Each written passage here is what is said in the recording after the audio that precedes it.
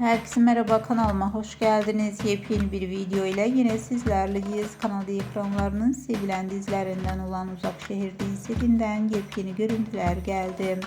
Oyuncuların birbirinden muhteşem karelerini sizlere sunuyoruz. Umarız videomu beğenirsiniz. Değerli takipçiler, videomu beğenmeyi, kanalıma abone olup bize destek olmayı lütfen unutmayın. Bir sonraki videoda görüşmek üzere. Hoşçakalın.